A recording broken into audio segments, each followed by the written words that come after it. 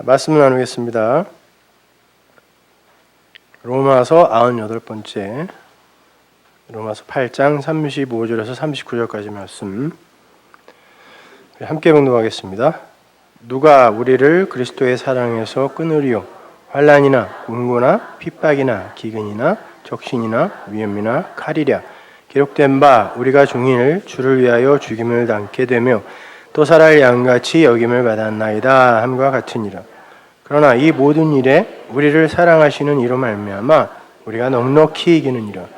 내가 확신하노니 사망이나 생명이나 천사들이나 권세자들이나 현재일이나 장래일이나 능력이나 높음이나 깊음이나 다른 아무 피조물이라도 우리를 우리 주 그리스도 예수 안에 있는 하나님의 사랑에서 끊을 수 없으리라. 아멘. 성경은요, 하나님의 말씀을 여러 가지 이름으로 부릅니다. 선악과 율법, 계명, 언약, 모세와 선지자, 경, 성경, 여러 가지 이름으로 그 말씀이 이렇게 표기가 되어 있죠. 성경에요. 그러나 이 모든 이름들은 전부 그냥 하나님이 우리에게 하시는 그 말씀을 가리키는 거예요. 율법이 딴 게 아니고 경은 딴 게 아니고 성경은 딴 게 아니고 다 같은 거란 말입니다. 근데 주님은요, 그 모든 성경이 당신 자신을 기록한 것이다 라고 말씀을 하세요. 누가복음 24장 44절 보십시오. 또 이르시되 내가 너희와 함께 있을 때 너희에게 말한 바 곧 모세의 율법과 선지자의 글과 시편에 가리켜 나를 가리켜 기록된 모든 것이 이루어져야 하리라 한 말이 이것이라 하시고. 보세요. 예수님께서 이 땅에서 공생의 기간 동안에 하신 말씀이 무슨 말씀이었냐면 모세의 율법, 선지자, 선지서죠. 그리고 시편, 이런 구약 성경의 이야기를 주님이 진리로 이야기를 하셨다라는 거예요. 근데 그걸 뭐라고 그러냐면 45절에서 이에 저희 마음을 열어 성경을 깨닫게 하시고 라고 말씀하세요. 그러니까 주님께서 공생의 기간 동안에 하신 모든 말씀이 구약 성경의 말씀이라는 얘기예요. 구약 성경의 말씀이고 그건 곧 율법이고 그게 곧 선지자라는 것이죠. 그리고 그게 곧 시편이라는 거예요. 이 말은 직역을 하면 나의 시편, 선지자의 글, 모세의 율법, 그 모든 것은 반드시 완성되어야 한다 이런 말이에요. 단순히 모세오경이나 선지서나 시가서 중에 예수에 관해 기록되어 있는 작은 어떤 부분 이런 말이 아니라 나의 시편 이런 말이에요. 그러니까 나에 대해서 기록되어 있는 그 시편을 내가 말했고 그걸 내가 지금 너희에게 다시 깨닫게 해준다는 거예요. 그걸 성경이라 해. 이렇게 지금 말씀하시는 것입니다. 성경. 그렇다면 율법은 곧 성경인 거고 우리가 그냥 율법 그러면 구약의 레위기의 그것들 이렇게만 생각한단 말이에요. 아니란 말이에요. 율법은 곧 성경인 것이고 성경은 곧 예수인 거예요. 맞습니까? 그래서 예수님을 말씀이라고 부르는 거예요. 그 모든 게 다 말씀을 가리키는 거였으니까. 그런데 요한이 그 말씀을 이렇게 설명합니다. 요한복음 1장 1절 태초에 말씀이 계시니라. 이 말씀이 하나님과 함께 계셨으니 이 말씀은 곧 하나님이시니라. 여기서 태초에라고 번역이 된 단어가 엔이라는 전치사와 아르케라는 명사의 조합이에요. 그러니까 엔, 아르케, 태초에, 시작 안에서 이런 말이죠. 그 단어를 히브리어로 바꾸면 성경의 맨 처음 단어인 베레시트예요. 베레시트. 자, 성경의 맨 처음 단어는 성경 전체를 요약하고 있는 단어입니다. 그러니까 베레시트죠. 이 베레시트가 창세기의 첫 번째 단어니까 성경에서 가장 중요한 단어를 찾으세요. 그럼 이거예요. 그래서 창세기의 제목이 원래 제목이 제네시스가 아니라 베레시트입니다, 여러분. 요거를 요한복음에서는 헬라어로 엔 아르케라고 쓰는 거예요. 그럼 이게 뭐냐면은 요 가운데 로쉬가 머리예요. 머리. 요게 배 전치사지만 전치사 뭐 이런 거 없었단 말이에요. 처음에 우리에게 하나님이 성경을 주었을 때. 그러니까 그냥 문자로 하면 이게 뭐예요? 성전이에요. 성전. 굳이 이거를 마소라 문법 상에서의 전치사로 쓴다면 뭐뭐 안에서요. 그러니까 성전 안에서 그 머리는 누구? 그 머리, 예수 그리스도. 그 머리를 주는데 어떻게 줘요? 완성으로 주는 거예요. 무슨 말이냐면 이 땅에 하나님이 그 진리를 설명해 주기 위해 아래 것으로 준 모든 것을 우리는 그냥 성전이라고 그러죠. 호코스모스, 세상이라고도 하고, 그 성전 안에서 그 머리, 그 그리스도, 그 진리를 완성으로 넘겨준다는 거예요. 그러니까 그 성전, 이 아래의 세상은 바로 그 머리, 그 진리, 그 그리스도, 그 생명을 담고 있어야 하는 거죠. 그거를 위해 내가 지금 이렇게 글을 쓴다, 역사를 연다, 이렇게 이야기하는 거란 말이에요. 이 로시도 파자를 하면 그 성전 안에서 시작을 하시는 하나님이 그걸 분석하여 완성으로 넘겨주는 거예요. 그게 역사란 말입니다. 그리고 그게 하나님의 말씀, 성경인 거예요. 그래서 성경 전체의 제일 첫 마디가 베레시트인 거죠. 그렇다면 태초에 말씀이 계시니라 그랬어요. 그러면 태초의 말씀은 뭐예요? 태초의 말씀. 베레시트로 시작한 다음에 7말을 하잖아요. 그 7말씀을 이야기하는 거예요. 태초에 말씀에 계신데 그분이 예수예요. 그리고 그분은 하나님이라 그래요. 근데 그 태초의 말씀은 7으로 주어졌잖아요. 7이란 단어 자체가 언약하다, 맹세하다, 실컷 먹이다, 뭐 이런 뜻이니까 7으로 줬죠. 이분은 항상 이렇게 멍해. 1부 때와 사뭇 달라요. 정신을 좀 똑바로 차려주세요. 그래서 성경이 7으로 시작하여 7으로 끝나는 거고, 예수의 공생애도 그렇잖아요. 7말로 시작하여 계시록이 전부 7으로 끝난단 말이에요. 7인, 7나팔, 7대접, 7촛대, 7영, 계속 7이 나온단 말이에요. 다 같은 말이에요, 여러분. 예수의 공생애도 7으로 시작되죠. 어떻게? 요한복음 1장에 보면 엔 아르케 베레시트로 시작한 다음에 빛이 오셨다 첫째 날이라 그래요. 창세기에서도 빛이 있으라 첫째 날 그러죠. 그리고는 요한복음에서는 그 이튿날, 그 이튿날, 그 이튿날 이렇게 굳이 창세기의 욤이라는 단어를 의식하여 날이라고 쓴단 말이에요. 그리고는 사흘째 되던 날, 3이라는 날, 3시라는 날이라고 한 다음에 그러면 몇이죠? 그 이튿날, 그 이튿날, 그 이튿날 넷까지 해놓고 사흘째 되던 날이니까 7째 날이네요. 그때 가나의 혼인잔치가 벌어지는 거예요. 그걸 완성으로 제시하는 거죠. 그렇게 요한복음도 7으로 시작하더니 예수님의 그 십자가 위에서의 7말, 가상 7언이라고 하지만 주님이 온전히 이루시는 그 7말을 이야기하는 거예요. 그것이요. 그래서 아들도 주고 다 이루었다라고 하고 그러는 거란 말이에요. 아들이 드디어 탄생하는 거야. 요하나 띄엄이다. 어머니 아들입니다. 이렇게요. 그죠? 십자가가 아들을 낳는다고요. 그리고는 이게 완성이야. 그래. 뭐에? 창세기 1장의 엔아르케 그 말씀의 완성이란 말이에요. 그거를 이루러 오신 분이 예수니까 당연히 그분이 말씀이죠. 7이죠. 그죠? 태초에 엔아르케 베레시트의 그 7말을 성취하러 오신 분이 예수니까 그분을 태초의 말씀이라고 이야기하는 거예요. 그리고 그거는 바로 하나님을 계시하기 위함이니까 그게 하나님이지라고 이야기를 하는 거란 말입니다.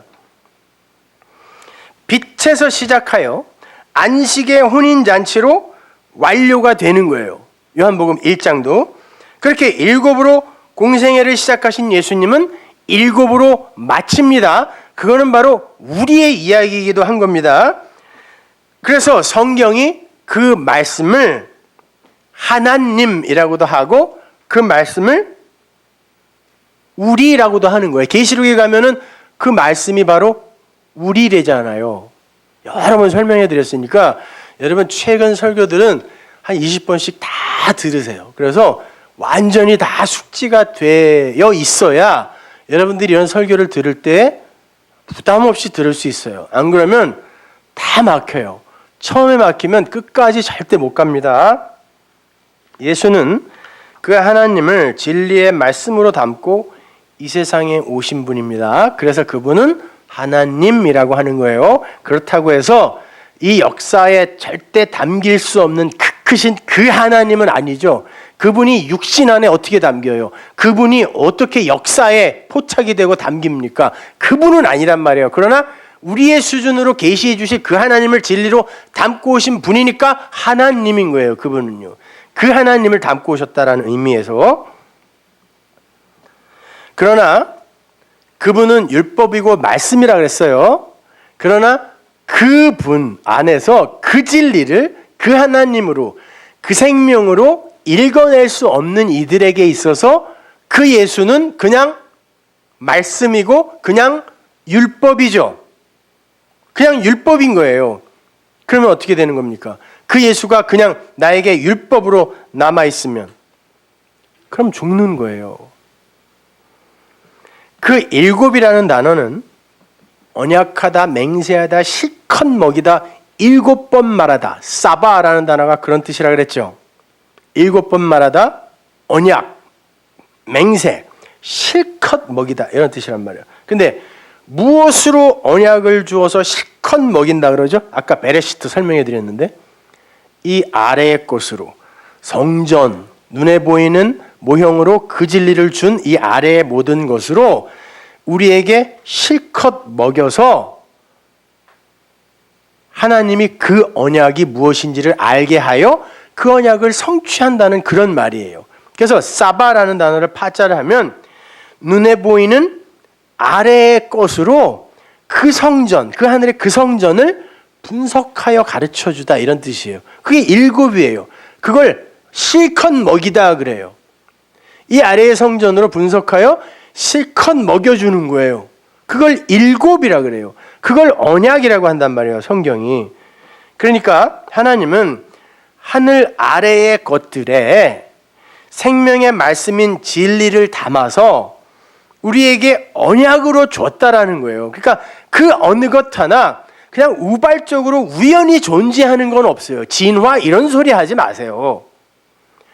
우발적으로 우연적으로 존재하는 건 아무것도 없어요. 정말 진리 안에서 모든 사물이나 아니면 이 우주라든지 아니면 뭐 천기라든지 이런 걸 한번 다 보세요. 그 어느 것 하나 거기서 벗어나는 게 없어요. 그 어느 것 하나 반하는 게 있어야, 그 진리에 반하는 게 있어야 다시 한번 생각해 볼 텐데 이건 뭐 다 그 얘기예요. 다 그 이야기. 천지 만물이 전부 성경이야. 어떻게.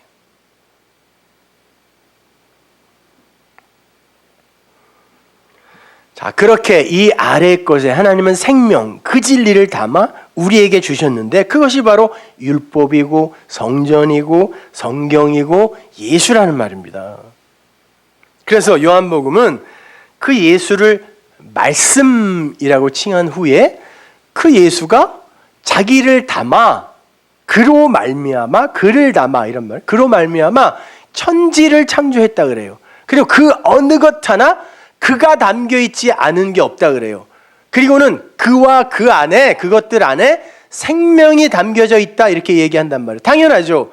그 천지 만물이 그 예수가 담고 있는 그 진리를 생명으로 담고 있는 거라면 그 안에서 그 생명을 꺼내내지 못하면 그 세상에 그 율법에 묶여서 그냥 죽게 되는 거란 말이에요. 요한복음 1장 2절 보세요. 그가 태초에 하나님과 함께 계셨고 만물이 그로 말미암아 지은 바 되었으니 그 말씀으로 그 말씀을 담고 지은 바 되었으니 지은 것이 하나도 그가 없이는 된 것이 없느니라. 모든 것이 다 그걸 담고 있다라는 거예요. 그 생명을. 그 안에 생명이 있었으니 예수와 만물 안에 생명이 있어요. 이 생명은 사람들의 빛이라. 그게 뭔지를 깨달아 알면 그걸 빛이라 한다라고 이야기한단 말이에요. 지금요. 성경이 빛이 어두움에 비추되 어두움이 그 빛을 깨닫지 못하더라. 여러분이 잘 이해하셔야 될 게 빛과 어두움 이런 것을 여러분의 두 마음으로 그냥 확 그렇게 해석해버리면 안 돼요.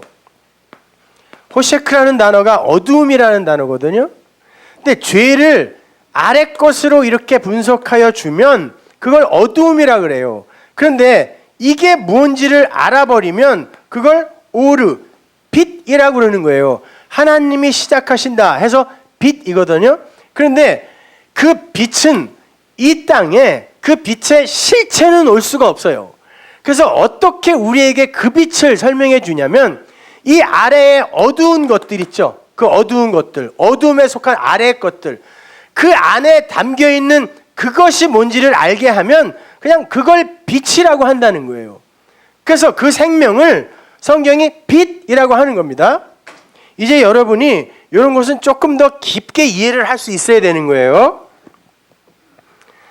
자, 말씀이 태초에 베레시트에 하나님과 함께 계셨는데 그 말씀이신 예수가 그 베레시트에 언약된 그 일곱 그 언약, 그 실컷 먹이는 그 양식, 그걸 담고 오셨단 말이에요.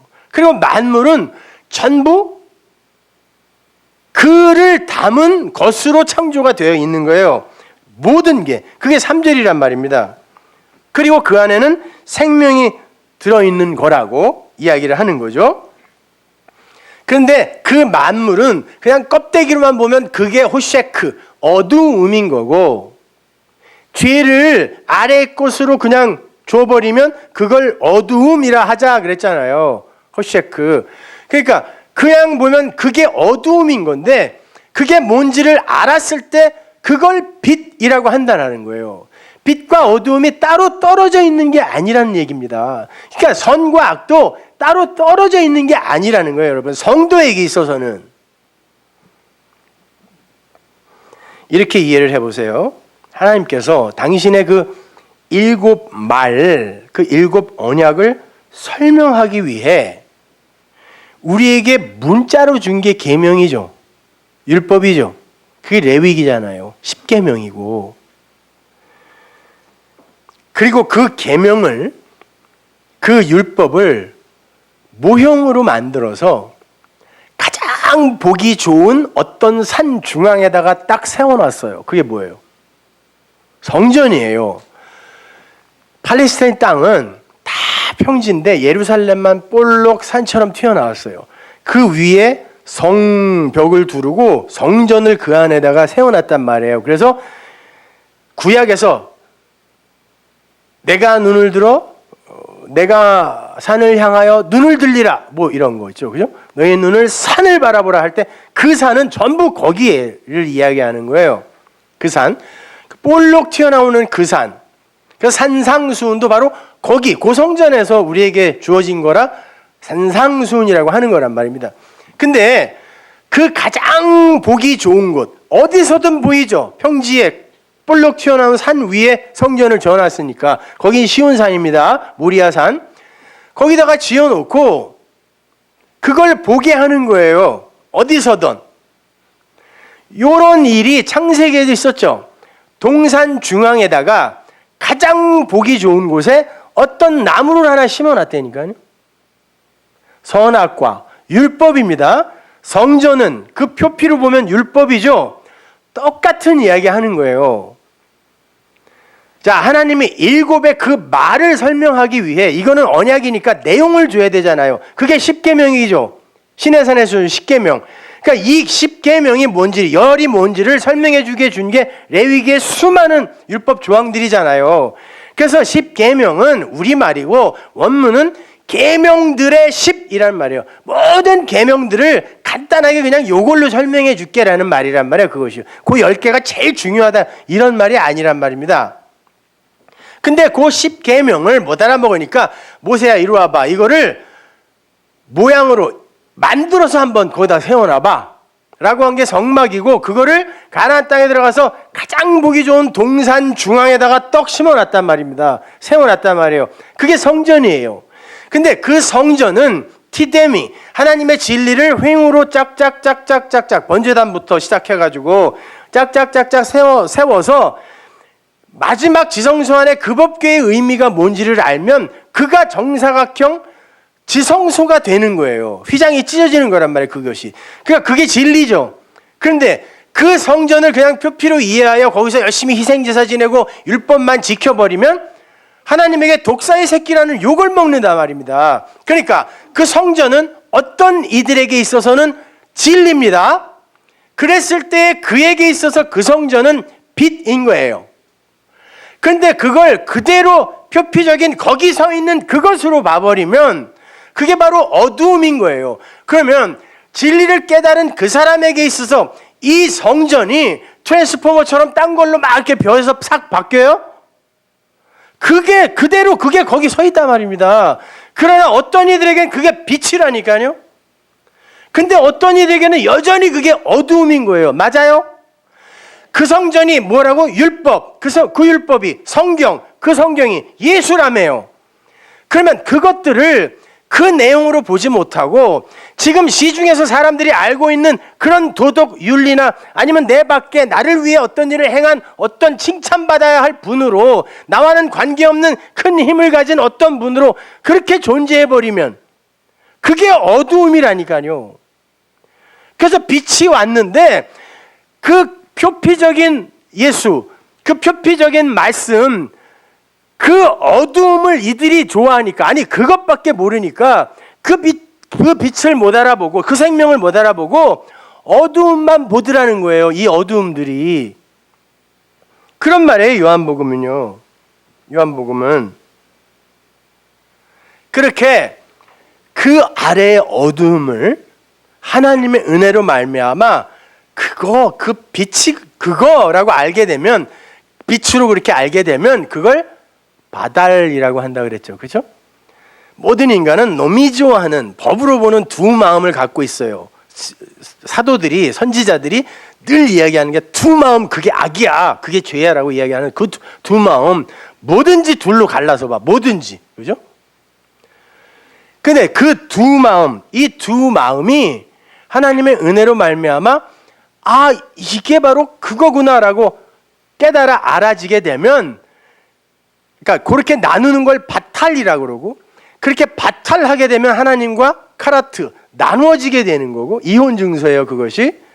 그러나 이것이 이건 줄 하나님의 은혜로 알게 되었을 때 그걸 좌도 없고 우도 없어지고 위도 없고 아래도 없어지고 어둠도 없어지고 빛도 없어지는 그거 하나로 통일이 될 때 그걸 바달이라고 한단 말입니다. 바달, 하나로 갖는 거. 그리고 그렇게 바달이 되어 하나가 된 그것을 성경이 선이라 그래요. 창세기 7 말에 계속 후렴구처럼 붙어 있는 게 보시기에 좋았더라죠. 그게 토부예요. 선이에요, 선. 그런데 그 단어가 뱀의 성전, 뱀의 집이라는 뜻이거든요. 그러니까 이 성전이 그냥 그 진리대로 이해되어지지 못하면 그건 뱀 소굴이 되는 거예요. 그래서 독사의 새끼라고 한 거예요, 하나님이.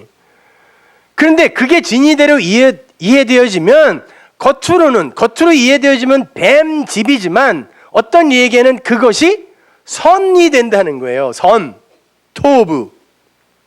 이것이 선이야. 이렇게.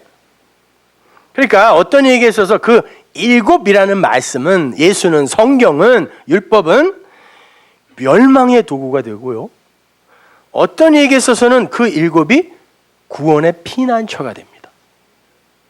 다른 게 불경, 대순진리회 사람들이 보는 그런 거, 이런 것이 아니라 성경, 말씀, 예수가 여러분에게 멸망의 도구로 작용할 수 있다라는 말이에요. 이사야서 8장 14절 보세요. 그가 거룩한 피할 곳이 되시죠. 거룩한 피할 곳, 피난처, 도피성 누구예요? 예수 그리스도입니다. 그런데 어떤 이들에게는 이스라엘의 두 집에는 거치는 돌 걸리는 만석이 되실 것이며 예루살렘 거민에게는 함정, 올무가 되시리니. 누가? 석가모니가? 예수 그리스도가요. 많은 사람들이 그로 인하여 거칠 것이며 넘어질 것이며 부러질 것이며 걸릴 것이며 잡힐 것이다. 예수로 인하여, 성경으로 인하여. 이게 굉장히 무서운 말인 거예요. 그러니까 어떤 이들은 이 7을요 진짜 그 진리로 완성하는 그런 이들이 있지만, 어떤 이들은 엉터리로, 율법으로, 그냥 법으로 완성해버리는 이들이 있어요. 엉뚱한 7. 그래서 약속의 땅에 들어갔더니 가나안 7 족속이 있는 거예요. 하나님은 그들은 반드시 쫓아내라. 거기는 그들의 땅이 아니야. 이거는 일곱이 된 자들의 땅이지 그렇게 거기에서 엉터리로 일곱을 완성한 자들이 살아서는 안 되는 거라는 거예요. 천국은 그들의 것이 아니다라는 말입니다. 그러한 하나님의 언약, 그 일곱은 열로 우리에게 주어진다고 그랬습니다. 지난주 설교를 여러분이 여러 번 듣고 오셨어야 되는데 열로 우리에게 주어져요. 그러니까 그 레위기의 수많은 율법은 전부 그 열이 무언가를 설명하는 것이고 그 열은 일곱을 가르치는 내용이잖아요. 그죠? 그리고 성경 전체는 다 그 열에 관한 이야기예요. 왜? 그 열이 일곱 언약의 말이니까. 그래서 구약, 신약이 되는 거죠. 근데 그 열은 다섯으로 나누어졌다고 했습니다. 왜? 그렇게 함으로 해서 인간들이 도저히 도달하지 못할 어떤 영역을 제시하시고 그들의 한계를 명확하게 구분해 주시기 위해서 다섯으로 나눠준다 그랬어요. 그래서 구약에서는 하나님 사랑에 관한 위에 다섯이 우리에게 하달이 되죠. 출애굽기 20장에. 아래 다섯은 제목만 그냥 딱딱딱딱 붙어 있습니다. 위에 다섯만 주어지고 신약에서는 이웃 사랑에 관한 아래의 세상에서 우리가 횡으로 해야 할 그런 것들 그 아래의 다섯이 주어진단 말이에요. 그래서 구약에서 하나님의 그 하나님 사랑의 그 위에 부분 다섯만이 주어지는 이유는 인간 측에서 도저히 할 수 없는 것임을 잘 깨달아 알으라고. 그 하나님 사랑이라는 건 너희들 측에서는 도저히 그 어떤 방법을 어떤 노력을 동원하더라도 할 수 없는 것이다라는 것을 잘 깨달아 알라고, 한마디로 실패하라고 주신 거라는 거예요. 그래서 바울이 그러는 거죠. 율법은 너희들에게 죄가 무엇인지를 가르쳐 주기 위해 준 거라고 이렇게 말씀하는 거예요. 그러니까 한번 생각해 보세요. 하나님이 누구인지 알지도 못하는데, 본 적도 없고 보이지도 않는데, 아니 어떻게 그분을 사랑하냐고요. 우리가 그건 추측이요 상상이지. 그러니까 그거는 우리가 할 수 있는 게 아니란 말이에요. 그러니까 율법을 잘 지켜서 하나님을 사랑하겠다라고 하는 거는 신할에서의 바벨탑 쌓기에 불과한 거예요. 그게 선악과 아닙니까? 인본주의가 생각하는 하나님 사랑, 그게 뭐예요? 내가 열심히 노력해서 하나님처럼 돼요. 하나님을 기쁘게 하는 게 하나님 사랑이라는 그 기특한 생각, 그건 절대로 성공할 수 없다라는 얘기입니다. 내가 선악과 먹고 하나님을 기쁘게 해드리겠다는 거예요. 하나님과 맞짱 뜨려고 먹은 거 아닙니다, 여러분. 피조물이 어떻게 그분 앞에서 그분과 맞짱을 뜨려고 선악과를 먹습니까? 그렇지 않단 말이에요. 그걸 먹고 바벨탑이 뭐예요? 우리가 하늘에 이르자예요. 그거 기특한 생각 아닙니까? 우리가 열심히 노력하여 우리가 벽돌 쌓고 해서 우리의 과학과 우리의 그 수단과 방법을 동원하여 역청 같은 거 잘 이용해서 하늘에 우리가 우리 힘으로 올라가 보자. 과학 문명이 이렇게 지금 발달하고 있는 게 다 바벨탑이 차곡차곡 쌓아지고 있는 거란 말입니다. 그건 기특한 생각 같잖아요. 열심히 노력해서 하나님께 이르겠다라는 거. 근데 성경은 그걸 기특하다고 이야기하지 않아요. 그거는 불가능이야. 그게 구약의 위에 다섯이라니까요. 그래서 말씀이신 주님께서 직접 오셔서 다시 동산 중앙에 서 있는 선악과, 즉 이스라엘의 성전에 말씀으로 서시는 거예요. 이스라엘의 성전은 동산 중앙에 세우는 거라 그랬습니다. 어디서든 다 볼 수 있게 보암직도 하게 세우는 게 성전이잖아요. 그러니까 거기에 선악과가 섰었죠. 그러니까 그게 뭔지를 알고 이건 왜 먹으면 안 되는 건지 알게 되면 그걸 생명나무라고 그런단 말이에요. 그런데 몰랐단 말이에요. 그 주님이 다시 거기에 서서야죠. 그 동산 중앙에 서서 그 말씀을 10을 아래의 다섯으로 이제 다시 설명해 준단 말이에요. 첫 번째 아담은 그 10을, 그 열을, 물론 모형이고 상징적인 것이지만 내가 하나님처럼 되어 그분을 기쁘게 해드리겠다고 그걸 먹은 걸로 이렇게 그려졌잖아요. 그건 안 된다가 구약이죠. 그럼 신약에서 예수님이 바로 그 자리에 서서 동산 중앙에 서서 아래의 것을 설명해 줌으로 말미암아 너희들이 할 수 있는 건 이것이다라는 거예요. 이것을 하면 바로 그 위에 그걸 할 수 있는 건데 너희들은 그리로부터 먼저 뛰었다라고 하는 게 산상수훈이란 말입니다. 그런데 그분이 그 아래의 다섯을 넷으로 설명해 주죠. 근데 그 넷은 왜 넷이라 그랬어요? 그 열을 굳이 창세기의 그 일곱 말에 연결을 시키기 위해 그 앞에 셋과 뒤에 셋 그리고 그것이 마지막 일곱 후에 안식으로 완성이 되잖아요. 그래서 그 뒤에 부분은 넷이잖아요. 그리고 그게 안식으로 완료가 되죠. 주님이 불어 그 아래의 다섯을 그것으로 위에 다섯을 알아야 되는 거니까 아래의 다섯을 창세기의 넷째 날, 다섯째 날, 여섯째 날, 일곱째 날의 이야기로 설명을 해줘요. 그리고 넷째 날, 다섯째 날, 여섯째 날, 일곱째 날의 그 넷이 뭐냐면 사복음서예요. 근데 주님이 보세요. 간음하지 마, 살인하지 마, 거짓 증거하지 마, 사랑해로 네 번째로 주죠. 마태, 마가, 누가, 요한복음이 무슨 성경이에요? 주제가 사랑이란 말입니다. 사랑. 그렇게 해서 우리에게 복음을 주는 거예요. 그래서 복음서라니까요. 나머지 서신서들은 이 사복음서를 잘 깨달아 알면 우리와 전혀 무관한 것들인 거예요. 근데 그걸 제대로 못 깨달았을 때 발생하는 문제점들을 지적한 게 서신서잖아요. 그러니까 서신서는 여러분에게 사실 중요한 게 아닌 거예요. 그걸 제대로 안 이들에게 있어서는 아무 문제 안 되는 거예요. 아무 문제가. 그래서 주님이 그 다섯을 넷으로 우리에게 설명을 해 준단 말입니다. 그런데 구약의 그들은 그 율법, 그 성전을 진리로 바라보지 못하고 거기서 열심히 희생제사만 드리고 열심히 율법만 지켰단 말이에요. 그거는 안 되는 거 아닙니까? 그죠? 그걸 거짓이라고 한다 그랬죠. 어떤 것을 내용으로 담아줬는데 그걸 내용으로 보지 못하고 그냥 그걸로 나타난 그걸로만 보면 그걸 거짓이라 그래요. 참말 반대말이 거짓이라고 하는데 우리가 생각하는 그런 거짓이 아니에요. 성경에서 말하는 거짓은 가짜도 마찬가지고 가짜도 진짜를 담아준 그릇을 그냥 그것대로 보면 그걸 가짜라 그래요. 근데 그걸 진짜로 보면 그게 참인 거예요. 진리인 거예요. 그것이. 그러니까 거짓 선지자가 뭐예요? 하나님이 율법과 성전과 예수 안에 담아준 걸 그걸 말 못하고 그냥 그걸 표피대로 도덕과 윤리나 아니면은 그 우리가 섬겨야 하는 어떤 우상으로서의 예수로 전해줘 버리면 그걸 거짓 선지자라 그래요. 그래서 주님이 그 아래의 다섯, 십계명의 아래의 다섯, 이웃 사랑에 관한 그 부분을 넷으로 설명해 주면서 앞에 뭘로 정리해 주냐면 두 개로 살인하지 마, 간음하지 말로 전해줘요. 살인하지 마가 뭐죠?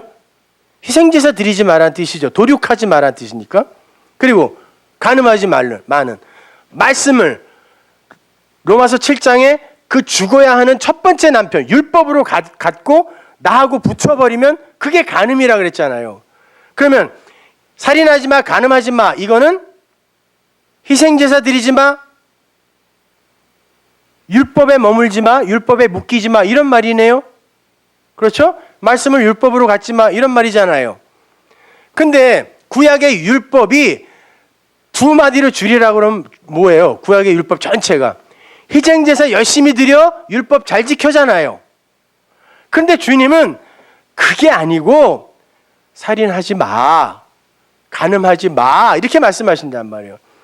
구약에서 내가 희생제사 드려 율법 잘 지켜 라고 너희에게 준 것은 그것이 무언지를 깨달아서 그 희생제사 더 이상 안 드리는 자가 되고 그 율법을 니네 육신으로 열심히 지켜서 하나님께 도달하겠다라는 그런 엉뚱한 생각 갖는 자가 되지 말라고 준 거지 그것만 표피적으로 열심히 행하여 하나님께 가라고 준 거 아니잖아. 근데 만약에 너희가 그냥 그걸 표피 그대로 받아들여서 도덕과 윤리 그것으로 다 행해버리고 그 율법으로만 받아서 그 너희에게 어떤 일을 행해준 그분을 그냥 열심히 비나이다로 섬기기만 하면 그게 거짓말이잖아. 그래서 거짓 증거하지 마라고 하는 거예요. 위에 두 개를 알면 당연히 거짓 증거는 안 할 수 있게 된다는 거죠. 그리고 그 거짓 증거를 하지 않을 수 있는 그가 가진 그 하나, 그 하나님이 주신 그 진리, 그걸 다른 이들에게 흘려줄 수 있을 때 그걸 사랑이라고 한다고 하는 게 산상수훈의 살인하지 마, 간음하지 마, 거짓말하지 마, 거짓 증거하지 마, 사랑해잖아요. 그러면 이걸 온전이라고 해줄게 라고 한단 말이에요. 그 십계명의 열의 맨 마지막이 뭐죠? 탐내지 마. 사도 바울이 뭐라고 그러냐면, 야, 율법에서 내가 율법의 내용이 탐내지 말라라는 거였는데 탐심이 죄라는 걸 율법이 말해주지 않았으면 난 계속 탐심할 뻔했다 이런 말하죠. 그러니까 율법 전체가 뭐예요?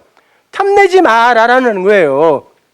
그러니까 그게 율법인데 그것을 주님이 살인하지 마, 간음하지 마. 그러니까 탐심이라는 게 에피투미야, 두 마음이라는 말이잖아요. 그게 있으면 살인하고 간음할 수밖에 없어요. 그리고 당연히 거짓말 할 수밖에 없다니까. 그러니까 그들은 거짓 선지자가 되는 거예요. 사랑을 할 수 없는 자가 되는 거죠. 그러니까 거짓 선지자라는 건 뭐 내가 메시아예요. 몇 년 몇 월 며칠 날 지구의 종말이 올 거예요. 이런 사람이 거짓 선지자가 아니에요. 그건 그냥 미친놈. 거짓 선지자라는 이름이 붙을 정도의 사람들은 하나님의 말씀을 전하는 사람이에요. 그래서 선지자라니까요. 선지자인데 어떤 선지자냐면 그냥 성경을 표피대로 전해주는 그런 사람을 거짓 선지자라고 하는 거예요. 근데 뭐 내가 메시아야 뭐 이러는 사람들은 그냥 미친놈이에요. 그건 거짓 선지자도 아닌데니까. 그러니까 여러분이 잘 분별하셔야 되는 겁니다, 여러분. 그러니까 그 사랑이라는 거, 그걸로 여러분이 완료해, 그 열을 완료하실 수 있으면 그러면 되는 거예요. 그게 생명이라니까요. 그러니까 예수도 그 사랑으로 결론이 돼야 되고 하나님의 말씀도 바로 그 사랑으로 결론이 나야 돼요. 그래서 그 진리를 예수님이 담고 오셨단 말이에요. 빛으로 오셨단 말이에요. 생명을 담고 오셨단 말이에요.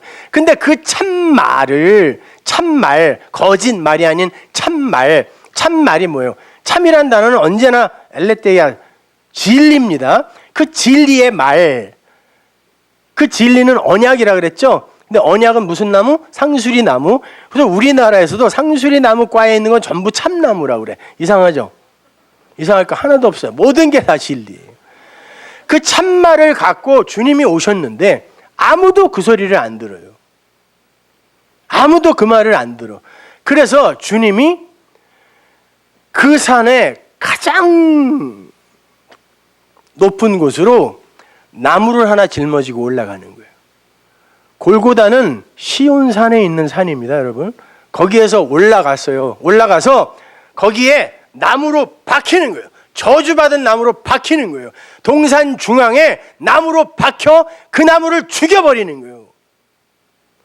그 선악과 나무를 죽여버리고 그것이 내용으로 이해되어졌을 때의 그 생명, 그걸 영이라고 해요. 그리스도의 영, 생명. 그걸 우리 안에 뚫고 들어와 인트루전, 심어버리는 거예요. 오직 은혜로. 그 십자가에서 그 골고다, 그 동산 중앙 가장 보이기 좋은 그곳에서 우리의 육이 죽는 거예요. 육이 죽는 게 사는 거라며요. 그 선악과가 되어 내가 죽으면, 율법이 되어 내가 죽으면 그게 생명이라니까요. 성경은 그런 이야기예요. 선악과가 따로 있고 생명나무가 따로 있고 죄가 따로 있고 선이 따로 있고 의가 따로 있고 악이 따로 있고 이런 것이 아니란 말입니다, 여러분. 그러니까 지금 이런 내용을 알기 위해 우리가 그걸 과정으로 거쳐서 와야 하지만, 근데 여러분이 이제 여기에 와서 좌도 없고 우도 없는 그런 진짜 용서의 의미가 뭔지 알았을 때는 그런 것들이 여러분에게서 이제 아주 자유로운 그런 소재들로 그냥 사라져 버려야 되는 거예요. 더 이상 거기에 묶이면 안 된단 말입니다, 여러분. 그렇게 거짓 증거를 하지 않을 수 있는 그런 사람이 이웃에게 하나님은 이런 분이에요. 우리에게 무거운 짐을 지고 당신을 섬겨달라고 하는 분이 아니라 그분이 당신의 것으로 우리를 섬겨주는 그런 은혜의 하나님이요 능력의 하나님이랍니다 라고 그분을 은혜로 잘 설명해 줄 수 있을 때 하나님이 그래 네가 나를 잘 설명하는 거야. 네가 나를 아는구나. 그게 네가 나를 사랑하는 거야 라고 하는 거예요. 근데 그렇게 전해주는 행위는 내가 또 이웃을 사랑하는 거네요. 그를 살려내는 거니까. 그걸 이웃 사랑, 하나님 사랑이라고 하는 거예요. 근데 그 하나님 사랑은 내가 이웃 사랑을 함으로 성취되는 거니까. 그리고 그거는 이 땅에서 우리가 할 수 있는 건 그거밖에 없으니까. 그래서 성경이 나중에 보면 그 사랑, 이웃 사랑 하나로 모든 율법, 그 열을 그거 하나로 딱 줄여버려요. 하나님 사랑도 없애버려요. 그건 니들 거 아니니까 이렇게.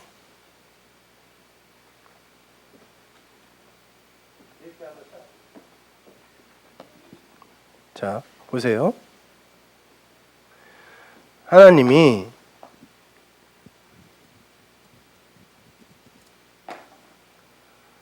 일곱을 열로 주고 이 열을 다섯으로 나눠줬잖아요. 여기에서 우리의 한계가 폭로가 되고 이 아래의 다섯 이것으로 우리는 이것을 할 수 있는 자다라는 것을 성경은 이야기해요. 근데 이것을 창세기 7난과 연결시켜서 이걸 넷으로 준단 말이에요, 우리에게. 근데 이게 하나님 사랑, 이웃 사랑이니까 이게 하나네요. 그래서 이걸 둘이라고 하는 거, 두 계명이라고 하죠. 그 요걸 사랑으로 완료했을 때 이게 하나로 가는 거란 말입니다. 그러니까 여러분이 이 개념을 잘 이해하고 계시면 되는 거예요.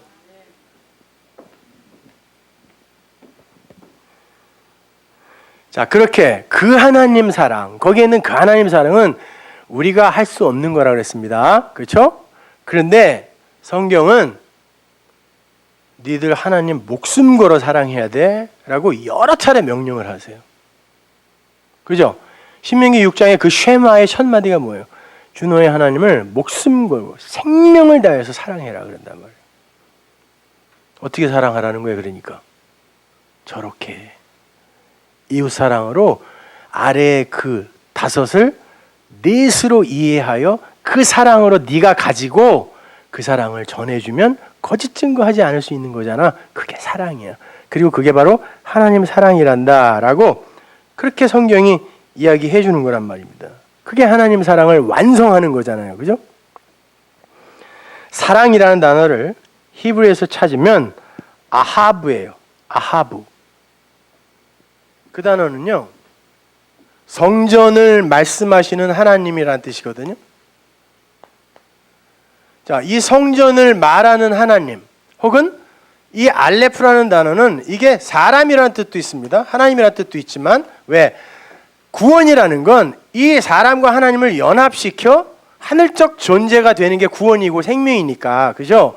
그래서 문자까지도 이 알레프라는 단어를 사람, 하나님 이렇게 같이 써버린단 말이에요. 우리가 하나님이 된다는 말이 아니라, 그죠? 연합. 그분이 우리 안에 생명으로 뚫고 들어와야 나는 비로소 산존재다라는 그런 의미의 연합. 그 하나님, 그 성전을, 그 진리, 그 하늘의 그것을, 묵시를 소리로, 말로 줄 수 있는 어떤 사람, 어떤 하나님, 그걸 뭐라고 하냐면 사랑이라고 한다니까요, 성경이. 그냥 단어를 이렇게 써버려요. 여러분들의 어떤 감정적인 그런 동요나 아니면 뭐 감정적인 기호 이런 것들이 아니란 말이에요. 사랑은요. 성경이 말하는 사랑은 그 말씀을 그 진리로, 그 성령의 진리로 전해줄 수 있는가? 말할 수 있는가? 그걸 사랑이라고 한단 말이에요. 그러니까 그래서 요한 사도가 하나님은 사랑이시니라 그러는 거예요. 그 하나님은 아하브야. 사랑이야. 그분이 흘려주는 거예요. 먼저 흘려줘야 내가 그걸 하나로 갖고 또 흘려줄 수 있으니까. 그분은 사랑이라는 거예요. 그냥 사랑이 너무 많고 뭐 포악하지 않고 이런 분이란 말이 아니라 우리는 그렇게 추측하는 것도 금해야 돼요, 여러분. 그분의 성품이나 이런 것을 왜 우리가 미루어 추측을 합니까? 영인데 그분은요. 자, 하나님을 우리 인간 이성의 수준에 맞게 말씀해 주신 것이 진리예요. 그리고 그 진리를 올바로 전한다라는 건 하나님을 올바로 전하는 거죠. 거짓말하지 않는 거죠. 나는 이제 하나님을 진짜 하나님으로 안 거네요. 그러면 10계명의 1계명, 내 앞에서 너는 나를 다른 신으로 섬기지 마라가 1계명이라고 그랬어요. 그러면 그거는 이미 이제 성취가 됐네요. 우리에게서. 너는 나를 우상으로 섬기지 마. 그것도 왜? 내 밖에 내가 섬겨야 나를 해코지하지 않는 어떤 분, 여기에서 우리는 벗어났잖아요. 그게 바로 그분의 정체, 내용을 망령되이 일컫지 않는 거네요. 내 이름을 망령되이 일컫지 마.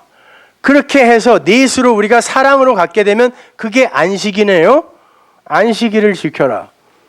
그게 바로 그 말씀이 우리를 생명으로 낳은, 아들로 낳은 말씀, 그 하나님이네요. 그 말씀을 네 부모로 공경해라. 위에 다섯은 우리에게 다 성취가 된 거네요. 그러면 보세요. 어떤 일에게 있어서는 이것이 자기들의 노력으로 열심으로 행해야 되는 어떤 것으로 여전히 남아있지만 우리 안에서는 이건 이미 해결이 된 거예요. 어떻게? 살인하지 않을 수 있고 간음하지 않을 수 있고 그걸 거짓으로 증거하지 않을 수 있는 사랑의 존재가 내가 되었기 때문에 그 위의 것은 이미 완성이 됐네요. 이웃사랑, 하나님 사랑이 나에게서는 풍성하게 흘러나오고 있네요. 그죠? 그 이야기 하는 거예요, 성경이. 주님이 그거를 온전이다 이렇게 이야기하셨잖아요. 하나님이 온전한 것처럼 너희도 그렇게 온전해야 돼 라고 하셨을 때 뭐라고 그러냐면 사랑이 됐니? 이렇게 이야기한단 말이에요. 아가페가 되었어? 그러면 그걸 온전이라 그래 라고 한단 말이에요. 그러니까 하나님의 말씀은 사랑으로 완성이 되는데 그 사랑은 하나님의 그 사랑을 온전히 이해해서 그렇지 이게 사랑이지 내가 이렇게 치사랑으로 그분을 사랑하는 게 아니라 사랑은 그렇게 흘러내려오는 거지. 그래서 내가 그 사랑을 진짜 온전한 것을 흘려주었을 때 그게 바로 그 하나님을 사랑하는 거지라는 거예요. 이것도 민중신학적으로 해석하면 안 됩니다, 여러분. 민중신학 그거는 진짜 올바른 신학이 아니에요.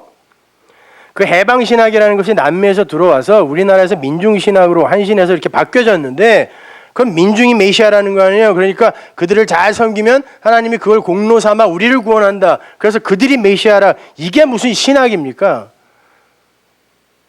그럼에도 불구하고 전부 그게 굉장히 어떻게 인간적이고 멋진 걸로 착각들 한단 말이에요. 제 말은 그런 말이 아니란 말이에요. 진짜 그 생명으로 흘려줘야 된다니까요. 그걸 사랑이라고 한단 말이에요. 로마서 13장 10절 보세요. 사랑은 이웃에게 악을 행치하느냐 하나니.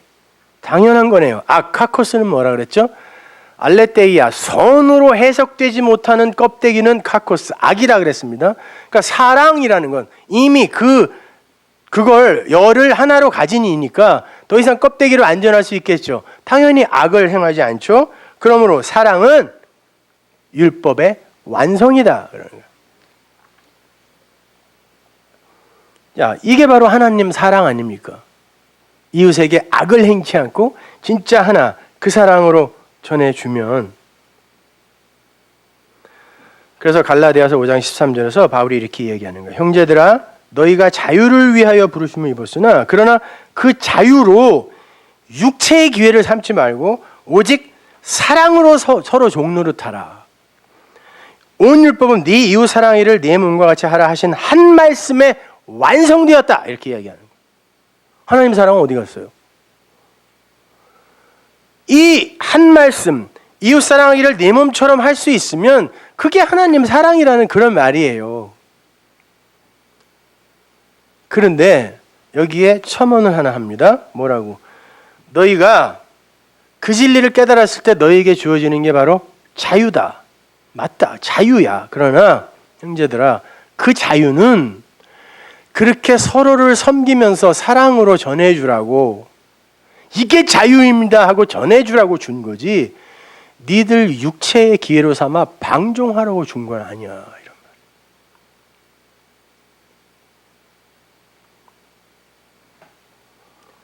그래서 사도들이 그들의 서신서에서 제발 좀 우리 성도답게 살자라는 식의 권고를 각 교회에다가 그렇게 많이 던졌던 거예요. 그 진리를 이웃에게 흘려주기 위해서 내가 방종해서는 안 되잖아요. 그게 진짜 중요한 거라는 것을 안다면 그게 어떻게 성도의, 자유로라는 성도의 올바른 태도겠어요. 막 살아도 되는 거예요, 진짜로? 아니란 말입니다, 여러분. 그 말은 다시 율법으로 돌아가자는 말이 아니에요. 그러니까 성도다워야지 이런 말이 아니라 이제는 우리가 그 진리 안에서 그 자유를 얻었다면 그것으로 좀 누리라는 거예요. 여러분 착한 일 하고 구제하고 봉사하고 저기 노숙자들한테 가서 파카 입혀주고 담요 나눠주고 빵 나눠주고 그러면요 기쁩니다. 행복합니다. 굉장히 힘들 것 같죠. 맞아요. 육체적으로 힘들지만 여러분 거기에서 돌아오는 길에 뿌듯하지 않아요? 그건 하나님이 너희들 그거 열심히 해서 하나하나 차곡차곡 쌓아 나에게 오는 징검다리로 삼아라라고 준 게 아니라 하나님이 우리에게 성도들아 진리를 알았으면 이제 내가 너희들이 기쁘게 사는 방법을 가르쳐 줄게. 이렇게 한번 살아봐 라고 준 선물인 거예요. 여러분 집에서 우울증 걸리고 외롭고 힘들고 하거든 걷어붙이고 나가서 불쌍한 사람들 도와버리니까요. 아니 노숙자들 밥 나눠주는 데 가서 밥이라도 몇 숟갈 퍼줘봐요. 여러분 보람 느끼고 그 우울증 당장 없어져요. 아무것도 안 하면서 그냥 예수를 믿는데도 왜들 이 모양이야? 아니 하나님이 우리에게 선물로 준 게 있다니까요. 그 진리로 그 자유로 너희들이 이걸 한번 해보라는 거예요. 이게 바로 사랑의 그 증상들인 건데 사랑의 부스러기 들인 건데 이것이 얼마나 행복하고 기쁜 줄 알아? 저 우리 아들들하고 그 중국에 그 지저분하고 더러운 곳에 선교를 갔을 때 우리 아이들이 가장 행복해했어요. 미국에서 그렇게 흐리멍텅하게 뭐 그냥 사계절 맨날 똑같이 그냥 겨울에도 반팔 입고 다니고 맹하고 있다가 혹독한 추위 속에 가갖고 화장실에 문도 없는 곳에 가서 이상한 냄새나는 음식들을 먹으면서도 거기에서 내가 누군가 불쌍한 일을 위해서 뭘 한다라는 그것이 그들을 얼마나 기쁘게 해주던지 늘 그때 이야기를 해요. 행복했다. 기쁘다. 하나님은 우리에게 그 기쁨을 주기 위해 그걸 허락하신 거예요. 구제, 기부 마찬가지예요, 여러분. 그거 근사하게 해놓고 뻐기면서 하나님 내가 이만큼 했으니까 상급으로 얼마를 주시겠어요? 라고 들고 오지 말라는 거지. 그게 나쁘다는 게 아닙니다. 그건 우리에게 하나님이 선물로 주신 거니까 여러분이 누리시라니까요. 방종의 기회로 삼지 말고. 아니 어떤 이들은 그것으로 그 자유로 그 진리를 들었다고 그걸 갖고 자기가 중독되어 있는 것들을 합리화시켜요. 무슨 게임 중독, 약물 중독, 알코올 중독, 섹스 중독 이런 중독에 있는 사람들이 김성수 목사님이 그런 거 괜찮다 그랬다고 주위 사람들한테 그렇게 얘기를 하고 그걸 계속하고 있대요. 그러니까 사람들이 어떻게 했으면 좋겠냐고 저한테 이메일을 하는데 내가 어떻게 해야 되냐고요. 제가 그걸 괜찮다 그랬습니까? 아니에요. 여러분 중독에 걸려본 사람들은 아시겠지만 그거 할 때의 쾌락과 깨어날 때의 절망은 비교할 수 없는 거예요. 자기들이 알면서도 그걸 못 끊는 거라니까요. 한번 끊어보세요. 술 먹고 깨어날 때의 기분. 나는 알코올 중독자입니다. 있잖아요 여기. 제일 잘할 거라고. 잊으려고 쾌락을 얻기 위해 먹는데 일어날 땐 나를 죽이고 싶다니까요. 그거 하나 또 못 참았나 이거. 그러니까 그거를 진리로 그걸 합리화시켜 계속 할 게 아니라 그걸 한번 여러분이 끊어보시라고. 그러면 그게 거기에서 여러분의 누림이 있다니까요. 그러나 그런 것들은 전부 그 사랑으로 수렴되는 것들이어야지 그냥 여러분의 어떤 만족이나 가치를 평판을 챙겨갖기 위해 하는 거면 그건 여러분에게 독이 된다라는 그런 말이에요. 그걸 짊어지고 하나님의 구원으로 내가 어떻게 내 힘으로 가보겠다라고 하면 그건 짐이란 말이에요. 그건 절대 기쁨이 될 수 없다니까요. 금방 고단해진단 말입니다, 여러분. 그러니까 우리 교회도요, 그런 거 할 거예요. 왜 이렇게 불쌍한 사람들이 많고 이렇게 억압당하는 이들이 많은데 우리가 나 몰라라 하고 살아야 됩니까? 그러나 우리가 그렇게 아프리카에 매일매일 그냥 그 물 때문에 죽어가는 이들을 위해 뭐 우물을 가서 파주고 가난한 독거노인들에게 음식을 나눠주고 하는 그런 것들이 하나님이 우리에게 주신, 외롭지 말라고, 너무 절망하지 말라고, 너무 심심해하지 말라고 준 선물이라고 알고 행할 때 우리는 하나님을 찬양할 수 있지만, 그걸 내 보람으로 찾아갔고 그걸 내 가치, 상받을 전제로 가져가게 되면 여러분은 그걸로 죽는 거란 말입니다. 우리는 알았으니까 이제 충분히 할 수 있는 거 아닙니까? 근데 돈이 있어야 하지. 헌금이 맨날 적잖아. 그러니까 많이 벌어서 게으르게, 이 세상 것은 다 쓸모없대. 일하기 싫어서 그런 거죠? 쓸모없어서가 아니라. 그러면서 꼭 내 핑계를 대.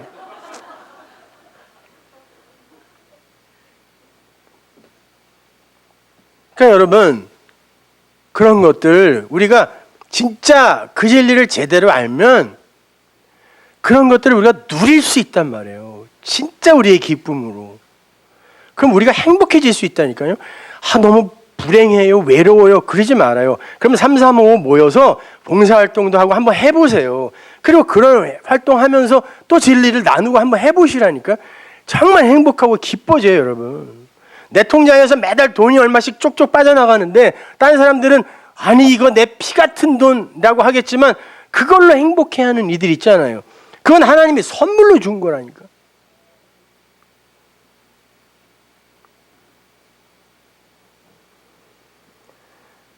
그러니까 그렇게 우리가 그걸 하나로 갖고 그 사랑을 흘려주는 이가 되었을 땐 그 어떤 것도 우리에게 사실은 문제가 되지 않아요.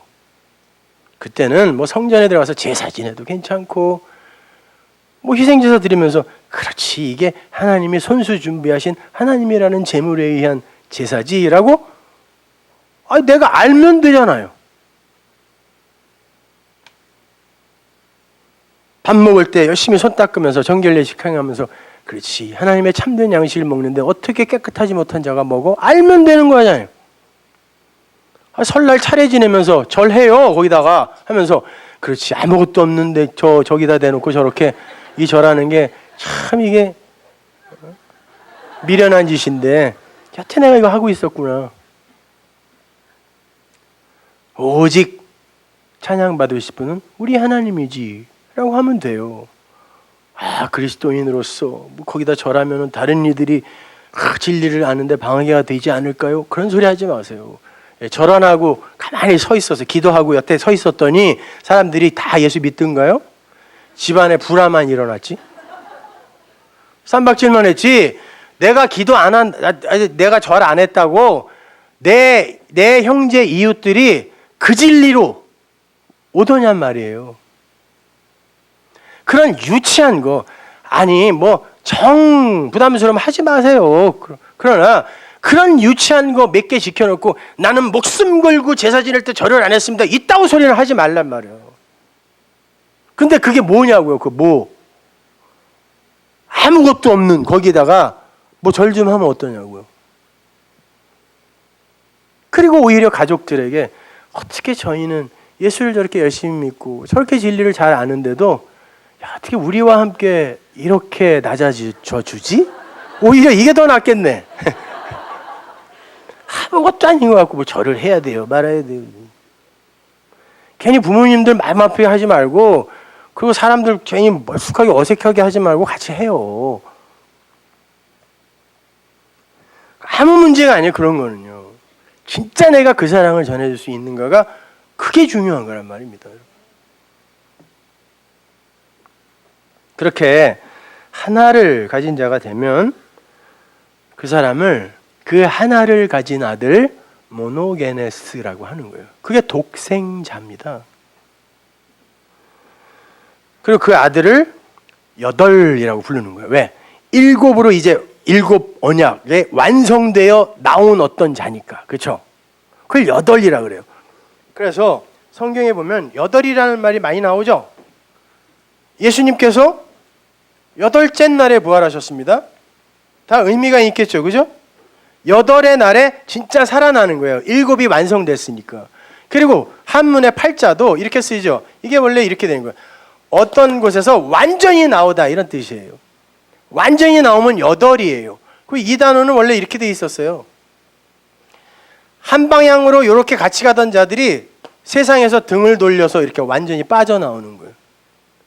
8, 8. 그래서 노아의 홍수 사건 이후에 보세요.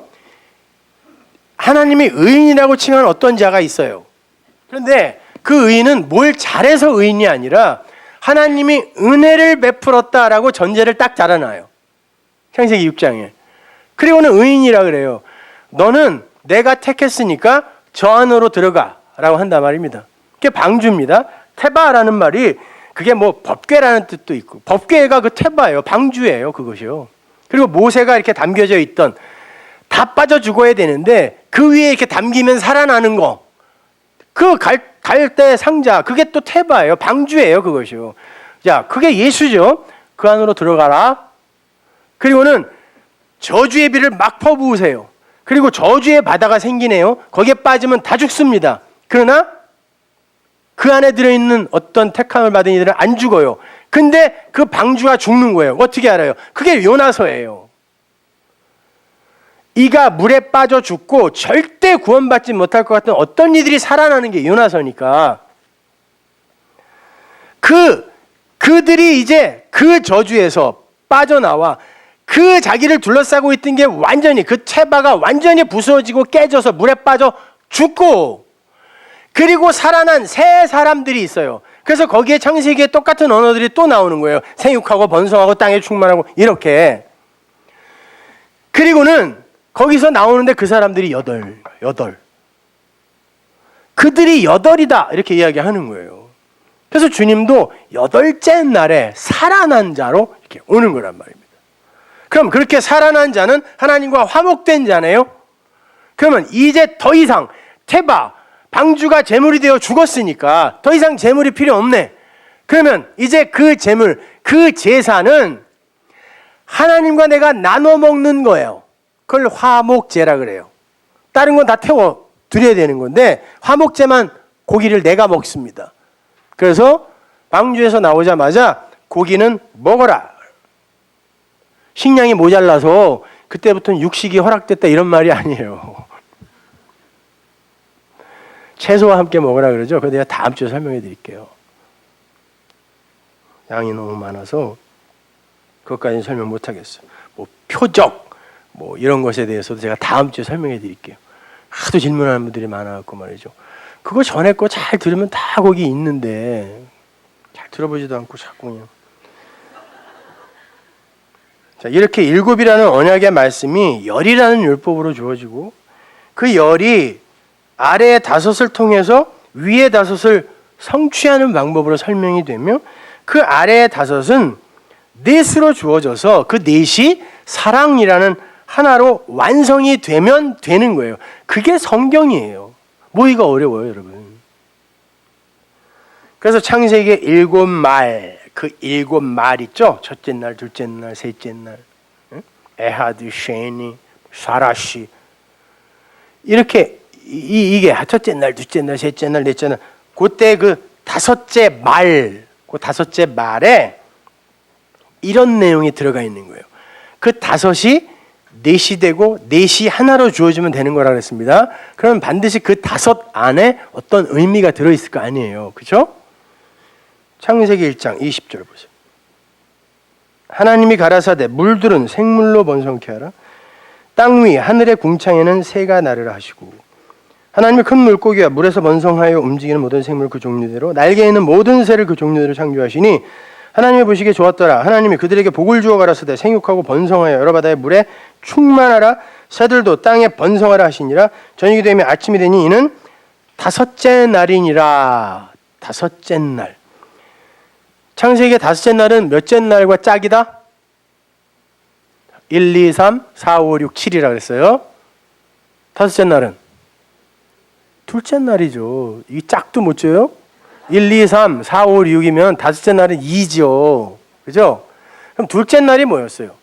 궁창, 라키아를 사이에 두고 궁창 위의 물과 아래의 물로 나누는 거였죠. 거기에는 어떤 언약이 들어가 있다 그랬습니까? 그 아래의 물로 그 위의 물을 알아먹으라는 거죠. 어떤 방법으로? 그 타베크 가운데에 라키아라는 걸 내가 둘게 라고 하셨잖아요. 자, 궁창이 있어요. 궁창이 있고 궁창 위에 물이 있고 아래에 물이 있단 말이에요. 근데 이 아래의 물로 이 궁창 위에 물을 알아먹으면 돼요. 그런데 궁창을 어디다 만들었냐면 아랫물과 윗물 사이 가운데에 만들었다 그러죠. 동산 중앙이 타베크, 똑같은 말이에요. 가운데라는 게 무슨 말이냐면 요렇게 아래의 물과 위의 물의 교집합, 요 가운데를 뭐라 그러냐면 타베크라고 하는데 이게 뭐예요? 이게 완성이고 요게 아래 것입니다. 요게 묵시이고 요게 역사 아래 것이에요. 그리고 이 와우가 노를 형상화해서 그린 문자란 말이에요. 그러니까 요 아래 것이 요리로 노져가고 요 완성이 요리로 노져와서 가운데 하나가 되는 요거를 타베크 가운데 동산 중앙 그래요. 거기에 선악과도 있었고 거기에 라키아 성전이 있는 거고 거기에 예수가 선 거예요. 거기에 예루살렘 옛성전이 서 있는 거잖아요. 그죠? 거기를 라키아라고 한단 말이에요. 여기를. 근데 이 라키아가 뭐냐면 얇게 쳐서 두들기다 그리고 덮다. 성전의 모든 기명을 그렇게 만들죠. 그러니까 성전이라는 게 이스라엘에게 주어지기 전에 그 성전의 의미로 주어진 게 바로 이 라키아인 거예요. 그죠? 그러니까 위의 물과 아랫물의 그 가운데가 바로 어떤 것을 여기서는 욜로 넣어가고 여기서는 욜로 넣어가는 그 가운데라는 어떤 것을 하나님이 주시는데 거기에 라키아 성전이라는 걸 두시는 거예요. 근데 그 성전은 곧 예수이고 예수는 율법이고 율법은 말씀이고 요거죠. 요거. 예? 그러니까 요걸로 요런 어떤 모형들을 통해 요걸 알면 되는 거잖아요. 그죠? 그러면 요 아래의 물에는 바로 그 모형들, 아래의 모형들이 만들어져야 되죠. 그게 다섯째 날이어야 되잖아요. 둘째 날은 언약이고 다섯째 날은 그것이 어떻게 이루어질까를 구체적으로 설명한 거니까. 몰라요. 나는 다 말했어요. 나중에 저기 하늘에 가서 그때 왜 얘기 안 해준다고 이런 말 하지 마세요. 난 다 말했어요. 거기에 뭐가 만들어지냐면 첫 번째로 큰 물고기가 만들어지죠. 하카돌 타닌이라 그래요. 타닌이라는 말은 용이라 그랬어요. 큰 괴물, 짐승 이런 말로 쓰인다 그랬죠. 근데 그 앞에 하카탄이 아니라 하카돌, 위대한 짐승이라고, 위대한 용 이렇게 써 있어요. 그럼 뭐예요? 용은 이제 우리는 알죠. 하나님이 그 하나님의 진의로 이해되어지지 못하고 그 표피적인 어떤 것으로 이해되어질 때 진리가 율법으로 이해되어지면 그건 우리를 죽이는 뱀이 된다 그랬습니다. 그걸 용이라고 하잖아요. 그게 탄인이란 말이에요. 그 아래의 물에다가 그 아래의 물을 셋째 날에서는 요걸 바다라고 하자 그랬단 말이에요. 근데 바다라는 단어가 어떤 단어냐면 얌이라는 단어예요. 얌이 뭐냐면 진리를 준다 이런 말이에요. 근데 아래 것들은 그것 자체로 이해되어지면 어둠이라고 그랬어요. 근데 그것은 뭘 주기 위해요? 진리를 주기 위해서 우리에게 허락한 걸 바다라고 한단 말이에요. 그러면 그 바다의 아래 것에 무엇이 들어있느냐면 하카돌 탄닌 그 용, 요한계시록에서 옛뱀, 용이라고 짐승, 거짓 선지자라고 이야기하는 그거. 그러나 그것으로 그 진리를 알면 그게 바로 메시아인 거예요. 그리스도인 거예요. 나에게는. 그러니까 그걸 만들어놨어요. 왜? 그걸로 위의 물을 알으라고. 두 번째는 움직이는 생물이라고 그래요. 라마르 아쉐르 사라츠라는 게 우글거리며 기어다니다 이런 말이에요. 그것을 그것으로 네페시 하이를 수식하고 있어요. 그러니까 우글거리며 기어다니는 네페시 하이, 뭡니까? 아직 진리를 못 받은 이 존재들을 이야기하는 거예요. 그걸 네페시 하이라 그러죠. 성경에서 우글거리다, 기다, 이건 다 부정한 걸 상징한다 그랬습니다. 왜? 아기는 기다가 서야 되는 거죠. 그래서 인간만 기다가 서는 거예요. 그 우글거리는 거, 이거는 인간들은 항상 자기들끼리 모여서 우글거려야 돼요. 왜? 혼자 있으면 불안하거든요. 힘을 모아 하늘에 올라야죠. 그래서 우글거리다. 그래서 주님이 지옥을 이야기할 때 거기는 구더기도 죽지 않고 우글거린다 그러는 거예요. 그 우글거리는 거. 그래서 그 우글거리는 건 다그 물고기 있죠. 물고기가 개구리도 부정한 거고, 걔네들이 공통점이 알을 우글우글하게 낳는 거예요. 다산. 힘을 키우기 위해서. 아래에서 스스로의 힘으로 살기 위해서. 근데 그 우글거리며 기는 네페시는 어떻게 해야 돼요? 하나님 앞에 단독자로 서야 되는 거예요. 하나님, 나 연합돼야 되는 거란 말입니다. 그러니까 그 네페시, 우글거리며 기는 네페시 하이는 반드시 하나님과 연합된 그 존재, 그 하나를 가진 모노게네스의 그 아들이 돼야 되는 거죠. 그죠? 그리고 세 번째로 만들어진 게 뭐예요? 날개 있는 새. 날개 있는 새는 날개 있다라는 말이 덥다라는 뜻이니까 성전은 항상 포장으로 덮죠. 무슨 포장? 주홍, 이주홍 말고 주홍으로 덮어요. 에? 죄가 주홍같이 기쁠지라도. 주홍이라는 단어가 아담이라는 단어가 똑같은 단어예요. 아담이 붓다라는 뜻이에요. 이 아담을 껍데기를 벗겨서 내용으로 진리로 만들어내겠다라는 거예요. 그러니까 날개 있는 새, 그래서 내가 날개로 덮어서 너희들을 구원했다라는 게 그런 의미란 말입니다. 그렇게 날개로 덮어서 날개 있는 그 새, 그게 성전이죠. 성경은 항상 새 날개를 부조하니까. 그래서 멀리서 보면 새가 나는 것 같다 그래요. 그래서 주님이 공중의 새를 봐라 하는 건 무슨 새 뱃돼지를 보내는 게 아니라 저 성전을 보내는 거예요. 공중의 새잖아요. 그 하늘의 그 새, 그 성전이라고 얘기하는 거지. 그러니까요, 그 성전, 그것도 하늘에 날개 있는 그 새도, 덮여 있는 그 새도 그 위의 물로 진리로 이해되어지면 되는 거죠. 그 아래에 그 핫가돌 탄닌도 그 위에 그 진리로 이해되어지면 되는 거죠. 그럼 우글거리며 기는 네페시 하이는 하인 네페시 하야 생명이 되는 거 아닙니까? 그게 다섯째 날이란 말이에요. 그런데 어떠한 방식으로 그들을 종류대로 만들었다고 하는데요. 그 레민이라는 단어는 종속, 과목, 강문계 이렇게 종류대로 만들었다는 게 아니라 그들을 이렇게 분류하고 분리하기 위해 하나님이 그렇게 만들었다. 왜? 그냥 주면 되는데 그렇게 핫가돌 탄인으로 날개 있는 새로 주어버리면 어떻게 해요? 어떤 이는 그걸 율법으로 어두움으로 받아 멸망할 거고 어떤 이는 그것을 하나님의 은혜를 받은 자겠죠. 그들은 그것으로 살아나는 이 분류를 위해서. 이게 종류대로예요. 그렇게 만들어버렸어요. 그러면 그 아래에 우글거리며 기는 네페시 하이가 어떻게 해야 되는지 보세요. 성경이 복이다, 이게 복이야 라고 하면서 그 네페시 하이들에게 뭐라고 그러냐면 생육하고 번성하고 충만해 이렇게 이야기해요. 한번 보세요. 여기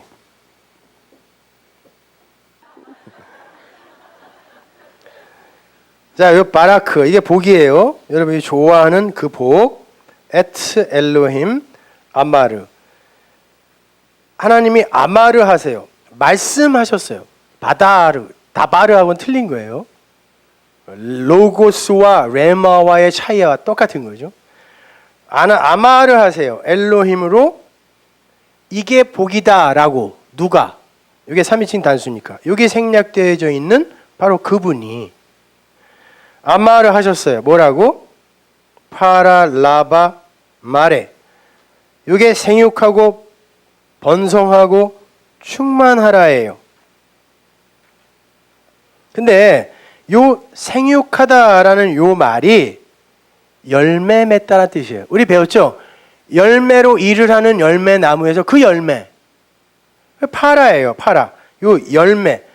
그러니까 너희들은 복 있는 자들은 이렇게 해야 된다. 내가 핫가돌 탄인과 날개 있는 새를 줬어. 네페시 하이드라. 복 받은 네페시 하이드라. 너희들은 이렇게 해야 돼. 어떻게? 팔아. 열매 맺어라. 그래요. 이 첫 번째 단어부터 보자고요. 열매. 성경이 말하는 열매가 뭐예요? 착한 일 많이 해라.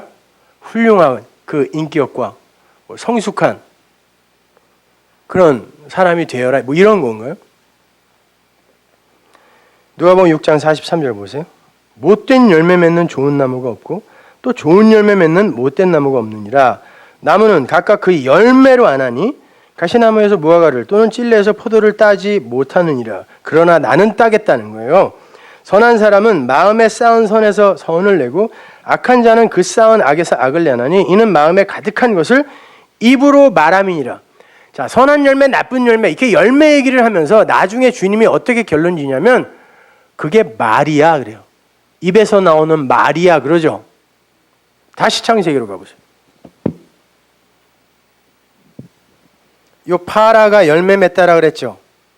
요 파라가. 근데 요거를 생육하다 이렇게 번역했단 말이에요.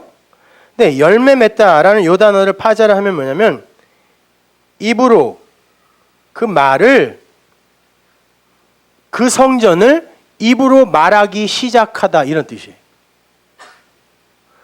그래 놓고는 이걸 열매 맺다 이렇게 읽어요. 보세요. 입으로 그 성전을 그것으로 그 진리로 내가 말을 해요. 그 말을 성경이 이렇게 써놓고 열매라고 한다니까요. 그러니까 성경에서 열매 맺으라는 건 여러분이 착한 일을 많이 해서 주렁주렁 다르란 뜻이 아니라 그거는 하나님이 여러분 보고 기쁘게 살라고 준 선물이라고 그랬습니다. 그러니까 기쁘게 살고 싶거든 누리려거든 하세요. 그러니까 그런 의미로 여러분이 에베소서를 읽으면 너무너무 은혜로울 거예요. 그러나 아직 그 수준이 안 되면 그거 먹고 죽으라는 거예요. 진리로 육을 죽이라는 거예요. 그걸 열매라 그래요. 그리고는 라바 이게 뭐냐면 뭐 번성해라 이렇게 되어 있지만 이 말은 풍성하다, 성숙하다 이런 말이에요. 그럼 너희들은 복받은 네페시 하이드라 우글우글 기는 가망성 없는 아랫물에 속한 네페시 하이드라 너희들은 열매를 맺어야 돼. 그 진리를 입으로 말할 수 있어야 돼. 그리고 두 번째 라바 너희들은 성숙해야 돼. 근데 어떻게 성숙해요? 이 성숙하다라는 단어가 헬라어로 바꾸면 페리소스거든요. 풍성하다, 성숙하다, 번성하다라고 번역되는데 그 단어가 요한복음 10장 10절에 쓰였어요. 보세요. 도적이 오는 것은 도적질하고 성경에서 도적질, 뭐 강도 이런 말은 전부 어떤 것을 보이지 않게 덮어버리다 이런 뜻이에요. 그래서 주님이 너희들은 왜 기도하는 집을 도적의 소굴로 만들었냐라고 했을 때 왜 너희들은 이걸 이렇게 덮어? 여기는 기도, 프로슈코마이 이렇게 그 진리가 흘러야 하는 곳인데 왜 그걸 덮어? 그게 강도의 소굴이에요. 도둑질하고 죽이고 멸망시키는 것뿐이요 내가 온 것은 양으로 생명을 얻게 하고 당연하죠. 더 풍성하게 얻게 하려는 것이다. 그 생명을 다른 차원의 것 그것으로 얻게 하려는 것이다. 이런 말이에요. 여기 풍성이 얻게 이게 페리소스거든요. 이 단어가 너희들의 의는 바리새인의 의보다 더 낫지 못하면 너네 천국에 못 들어간다 할 때 그 단어인 거예요.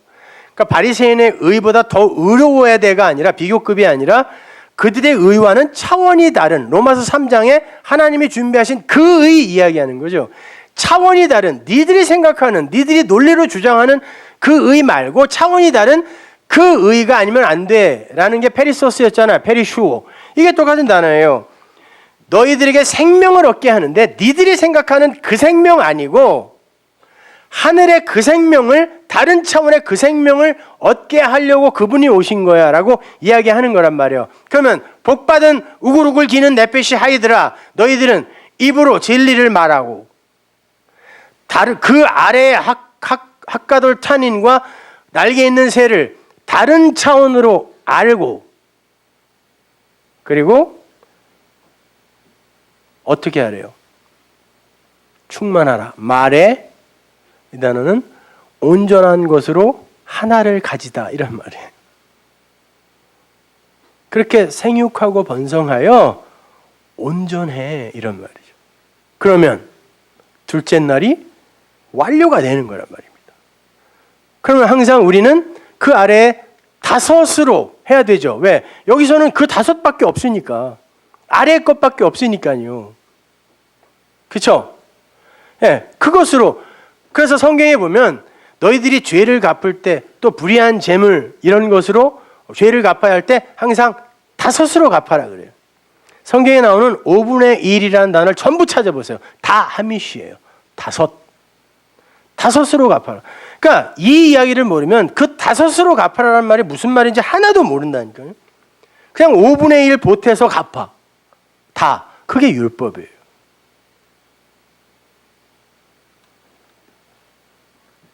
에스겔서 36장 11절 보세요. 하나님께서 이스라엘에게 새 언약을 주면서 그들을 살리겠다고 새 언약을 주시면서 뭐라고 하시는지 보세요.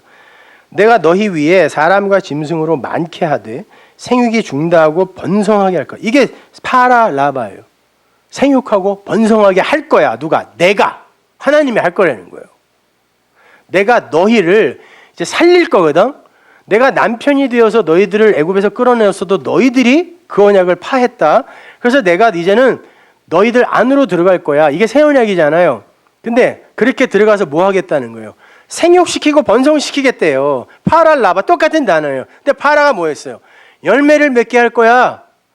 그리고 다른 차원으로 그걸 보게 할 거야. 생육하고 번성하다예요, 이것이요. 그럼 너희 전 지위대로 사람이 거하게 하여 너희를 처음보다 낮게 대접하리니 너희가 나를 여호와인 줄 알리라. 이게 새 언약이에요. 새 언약 앞에 주어진 하나님의 약속이라니까요. 내가 생육시키고 번성시킬 거야. 노아의 방주가 이제 지면에 딱 안착하자마자 하나님의 내리는 명령이 뭐예요? 생육하고 번성해. 그랬잖아요. 이제 열심히 노력해서 애 많이 낳아라. 이런 말이 아니라니까요. 땅에 충만하게. 무슨 뭐 인구 밀도 높이는 게 무슨 진리예요? 생육하고 번성해서 땅을 꽉 채워야 되게? 그 말이 아니란 말입니다, 여러분. 근데 여기에 보면 뭐 사람과 짐승으로 많게 하되 그게 사람과 짐승을 생육하고 번성하게 하겠다라고 하는데 여기서 사람이라고 쓰인 단어가 아담이고 짐승이라고 쓰인 단어가 베헤마라는 단어인데 베헤마라는 단어는 제가 다음 주에 자세히 설명해 드릴게요. 오늘은 양이 많으니까 베헤마라는 걸 파자를 하면 하나님의 성전을 진리로 말해주다라는 뜻인데 이게 재물이라는 단어예요. 재물. 근데 이 재물은 진리로 이해되어졌을 때에 그 재물이 무엇을 의미하는지 아니라고 설명할 때는 베헤마로 쓰지만 그냥 율법에서 너희들 희생제사 때 재물 갖고 와야 돼라는 그 단어는 자바라고 써요. 잡아 죽여서 드려야 되니까. 단어가 달라요. 그러니까 여기에 이 자바, 베헤마와 아담을 어떻게 만들 거냐면 그 베헤마가 성전을 진리로 말하는 거니까 그 재물이 진리로 알아지게 그리고 그 아담이 하아담이 되게 인자의 라인에 그 하아담이 되게 아담은 하아담이 안 되면 죽습니다. 그건 그냥 죄인인 거예요. 흙이에요. 북다예요. 성전이란 말이에요. 그것이요. 그리고 나귀예요. 그게 다 똑같은 단어예요. 여러분. 붉은빛 짐승이에요. 나귀라는 단어 자체가. 그러니까 그 아담은 하아담이 돼야 돼요. 근데 그거를 어떻게 해야 베헤마가 진리가 되고 아담이 하아담이 되냐면 생육하고 번성하면 돼. 이렇게 이야기하는 거예요. 창세기 7장 1절 보세요. 여호와께서 노아에게 이르시되 너와 내 온 집은 방주로 들어가라. 네가 이 세대에 내 앞에서 의로움을 내가 보았음이니라. 너는 모든 정결한 짐승은 암수 7씩 부정한 것은 암수 2씩 네개를 취하며 공중의 새도 암수 7씩을 취하여 그 씨를 온 지면에 유전케 하라. 그 씨가 제라거든요. 진리, 그 아들이에요. 그 생명입니다. 그 씨를 온 땅 위에 이렇게 흘려보내기 위해서 방주 안으로 들어가는 그 은혜 받은 그가 취할 것을 이야기하시죠. 그가 취할 것을 이야기하시는데 뭐라고 이야기하시냐면 짐승이 여기서 이제 베헤마입니다. 베헤마. 그 진리의 그 제물을 이야기하는 거예요. 그러니까 산 제물 있죠? 산 제물. 죽은 제물. 제사는 두 가지, 죽은 제물로 드리는 제사와 산 제물로 드리는 제사가 있죠. 이게 산 제물로 드리는 제사예요. 살아있는 걸 하나님이 취해 갖는 거니까. 그 제물에 의해, 그 예수, 그 하나님에 의해 내가 살아서 하나님의 것이 됐을 때 나를 산 제물이라 그래요. 그게 진짜 예배란 말입니다. 그러니까 그렇게 드려지는 이 제물을 베헤마라고 하는데, 그 베헤마를 어떻게 취하라고 하냐면, 정결한 것은 일곱으로 취하라 그래요. 정결한 것은 이제 일곱으로 완성이 된 거잖아요. 일곱 언약으로 완성이 된 거니까 정결한 것은 일곱으로 들어와야죠. 부정한 것은 둘이라고 되어 있는데 이게 쉐니, 짝이에요. 짝.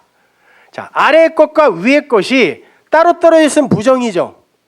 하나님도 그랬잖아요. 독초하는 것이 좋지 못하다는 것은 하나님도 너와 연합하지 않으면 내가 악이다. 좋지 못하다가 그게 악이다라는 뜻이거든요. 내가 악한 걸로 할 거야 라고 본인이 말씀하셨으니까 이 둘은 떨어져 있으면 악이란 말이에요. 이거는요. 부정한 거예요. 근데 이게 짝으로 붙어버리면 정결한 거죠. 그러니까 부정한 건 짝으로 데리고 들어오라는 거죠. 그리고 공중의 새라고 하는데 이 여기서의 공중은 라키아가 아니라 샴마임이에요. 오프 샴마임. 그 하늘적 의미로 이제 이해되어진 그 새, 그 성전, 그건 일곱으로 완성된 거 아니에요. 그죠? 그래서 공중의 새, 오프 샴마임은 일곱으로, 정결한 것은 일곱으로, 당연히 부정한 것은 짝으로 갖고 들어오라는 것이죠. 아니, 정확히 말하면 내가 너를 그렇게 만들겠다. 그리고는 8로 완성시키겠다는 거예요. 그래서 8이 나오는 거예요. 거기에서 안식 후 첫날.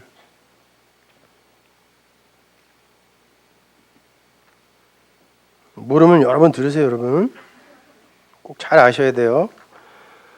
자, 그러면 그것을 이제 마레라고 한다는 거예요. 충만하라. 이게 마레, 온전한 것으로 가지다 이런 말이에요. 그게 온전한 것으로 가진 거야. 하나를 가진 거야. 모노게네스야. 그게 독생자, 아들이야. 이렇게 아들이야. 그래서 개혁성경에 충만이라고 한 거죠. 그리고 창세기 1장 22절 마지막이 새들도 땅에 번성하라. 그래서 새들이 이렇게 많은 건가요? 그 공중의 새는 항상 뭐 성전을 생각하시면 돼요. 그 새들도 이 땅에 라바, 다른 차원의 것으로 그렇게 있어야 되는 거예요. 그런데 그걸 다른 말로 바꾸면 그 새, 그 아래 것으로 너희에게 준 그 성전, 그것으로 이 땅에서 그 진리, 그 위의 물을 아는 데는 라바 충분해. 그거밖에 없잖아요. 그거 말고 뭐 딴 게 주어져야 되나요?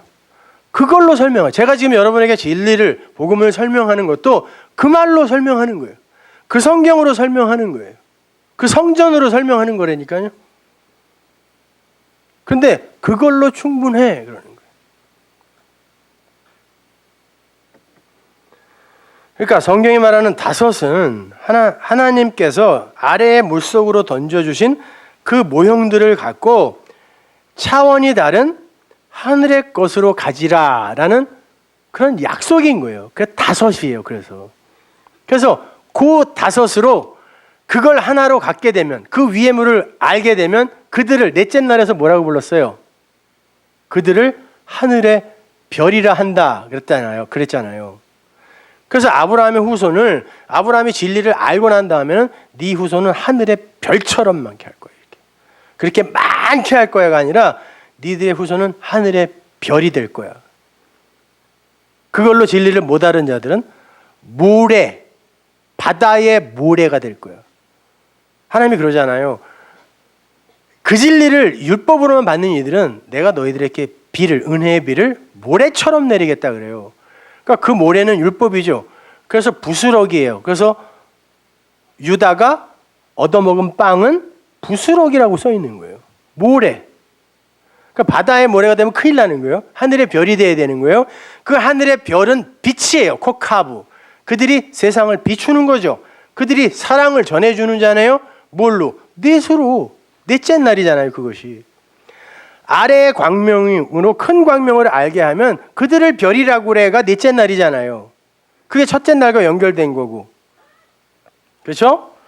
그러니까 다섯은 반드시 생육되고 번성되어 충만, 파라, 라바, 마레가 되어서 그러면 별이 되고 그 넷으로 전대지면 되는 거예요. 그러면 그 아래에 일곱, 그 뒤에 넷, 그 사랑, 안식으로 완성이 되는 거예요.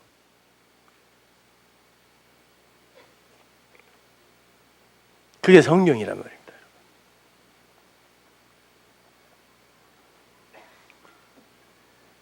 그러니까 그 하미쉬라는 단어를 파자하면 진리를 죄로 주어서 분석한 것으로 주다 이런 말이에요. 진리를 죄로 주어요. 그리고는 이게 뭔지를 잘 분석하여 주면 그게 다섯의 역할이에요. 그러면 그것이 넷이 되는 거예요. 하늘의 별. 그리고 그 별들이 세상을 비추어. 그걸 사랑이라 그래요. 자, 그러면 그 아래에 그 다섯, 자, 핫가돌 탄닌, 공중의 새, 날개 있는 새, 아래에 물, 우글거리는 네페시들이 있는 곳, 거기를 뭐라 그러죠? 호코스모스, 세상이라고 하잖아요. 근데 그 세상은 아까 우리 찾아봤죠, 요한복음에서 생명을 담고 있다 그래요.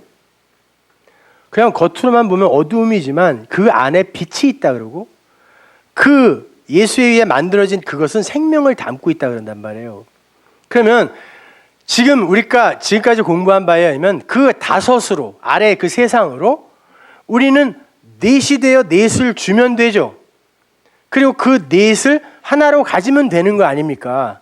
그러면 하나님은 우리에게 하나님이 그 진리를, 그 계시를 해주는 걸 하나님이 우리를 사랑하신다라 그래요. 그럼 하나님은 우리를 무엇으로 사랑해야 돼요? 호코스모스, 세상으로 사랑해야죠. 그래서 그 세상의 대표로 세상 죄를 지고 가는 어린 양으로 온 분이 누구? 예수. 그럼 예수는 누구의 대표? 세상의 대표. 그럼 그분은 세상으로 오신 거네요. 세상 안으로 세상이 되어 오신 거죠. 왜? 세상을 구원하기 위해. 그러면 이제 우리가 거기까지 알았으니까 이제 요한복음 3장 16절을 완벽하게 해석할 수 있어요. 다시 한번 보세요. 요한복음 3장 14절. 모세가 광야에서 뱀을 든 것 같이 인자도 들려야 하리니, 예수님이 하신 말씀이니까 내가 뱀이 되어야 된다는 거예요. 언약이 완성되어지기 위해서는 그 뱀, 다섯째 날에 그 핫가돌 탄인 그 뱀, 그것이 그 위의 물로 이해되어지기 위해서는 어떻게 해야 돼요? 예수님이 뱀이 되어야 되는 거예요. 뱀으로 오셔야 된대요. 근데 그 뱀은 뭐예요? 하나님의 말씀이 진리로 이해되어지지 못하면 그게 뱀의 말이에요. 그래서 뱀이 나하쉬죠. 그게 뱀이 말을 분명히 했는데 이름은 뭐냐면 나하쉬, 말이 없음 이런 뜻이에요. 벙어리. 네, 그러니까 그게 뱀이 되는 거예요. 말 같지도 않은 말을 하니까 교회에서 말 같지도 않은 말을 들으라고 하니까 이 벙어리들이 하는 말이 되어서 진리를 원하는 이들은 못 듣는 거라. 그러니까 그 뱀이란 말이에요. 근데 예수님이 그 뱀이 와서 뱀이 되어서 왔어요. 말을 했더니 아무도 못 알아들어. 그게 말이 되는 소리냐? 이랬단 말이에요. 예, 소리는 말이 돼야 되는데 말이 안 되니까 그게 말이 되는 소리냐? 그리고 죽여버렸단 말이에요. 이게 다 진리라니까 우리가 하는 말들이. 그 말을 못 알아들은 거예요. 그러면 뱀이지 뭐예요 그게. 벙어리니까. 내가 뱀이 되어 달려야 된대요. 이는 저를 믿는 자마다 영생을 얻게 하려 하심이니라. 16절을 헬라 원문으로 보면 이처럼이 제일 먼저 나와 있어요. 이처럼. 이렇게 내가 뱀이 되어 달리는 이 사건, 이걸 전체를 이야기하는 게 후토스 이처럼이에요. 이처럼, 이것처럼, 이거와 같은 방법으로 예수님이 뱀이 되어 세상이 되어 언약의 기둥에 그 가장 보기 좋은 동산 중앙에 매달리는 거, 그래서 그 선악과로 죽어버리는 이 방법으로, 이런 말이에요. 이처럼 하나님이 세상을 사랑했다. 맞아요. 목적격이니까. 근데 이렇게 번역하면 돼요. 세상을, 그분이 세상의 대표니까 세상으로 사랑했다라는 거예요. 이 아래에서 우리에게 줄 수 있는 건 세상밖에 없다니까요. 어두움밖에 없다니까요. 그 의가 뭐냐고요. 모른다니까. 여러분이 의를 갖고 있지만, 디카이오스네, 그걸 갖고 있지만, 그 의는 성경이 하나님은 미쁘시다, 하나님이 의다 이런단 말이에요. 디카이오스. 그러니까 그 하나님이니까 우리가 갖고 있는 의는 그거는 아니란 말이에요. 그러니까 그걸 그냥 내구의 깨달음으로 갖고 있었을 때 그걸 디카이오스네, 의라고 하는데, 우리가 그렇게 의롭게 된 게 그 하나님의 그 의는 아니죠. 근데 하나님이 세상을 이 아래의 것으로 우리에게 그 사랑을, 그 진리를 전달해 주기 위해 그걸로 우리에게 줬단 말이에요. 성전, 율법, 성경, 예수, 이게 다 세상이잖아요. 보이는 거니까. 그죠? 그걸 줬단 말이에요. 그걸로 우리를 사랑하기 위해, 진리를 전해주기 위해. 근데 그걸 어떻게 줘요? 모노게네스, 하나만 가진 아들로 우리에게 파라디도미, 넘겨주셨다 그래요. 자, 하나만 가진 그 아들이 뭐죠? 창세기로 이야기하면 그 씨를 가진 열매로 이르라는 열매 나무인 거예요. 그래서 그분이 포도나무, 나는 포도나무니까 나한테서 열매 따먹어, 그런 거잖아요. 자, 그 열매, 그거를 따먹으라고 하나님이 우리에게 세상으로 줬어요. 세상인 우리를 사랑하기 위해서. 근데 그거를 주었을 때 그것을 세상으로 받지 않고, 내 밖에 그 예수로 받지 않고, 그걸 믿음으로 받는 자는 그걸 생명이라고 여겨준다는 거예요. 이해가 가세요? 그게 요한복음 3장 16절인 거예요. 이거를 여러분에게 이렇게 설명해 주기까지 9년이 걸리는 거예요. 만약에 몇 년 전에 제가 그 뱀이요, 예수랍니다 라고 얘기했으면 전 저기 농사 짓고 있어야 돼요, 지금요. 근데 지금은 여러분이 그게 무슨 말인지 아시죠? 네. 17절 보세요. 하나님이 그 아들을 세상에 보내신 것은 세상을 심판하려고 하는 게 아니죠. 왜? 그 안에 생명이 들어있는데 그걸 빛으로 보여주어 구원하기 위함이라는 뜻이에요. 저를 믿는 자는 심판을 받지 아니하는 것이요 믿지 아니하는 자는 하나님의 독생자의 이름을 믿지 아니함으로 벌써 심판을 받은 것입니다. 그 정죄는 이것이니 곧 빛이 세상에 왔을 때 사람들이 자기 행위가 악함으로 빛보다 어두움을 더 사랑한 것이니라. 사람들은 그 놈이 좋아하는 두 마음, 그걸로 모든 것을 판단하기 때문에 그 빛을 어두움으로 밖에 못 본다는 거예요.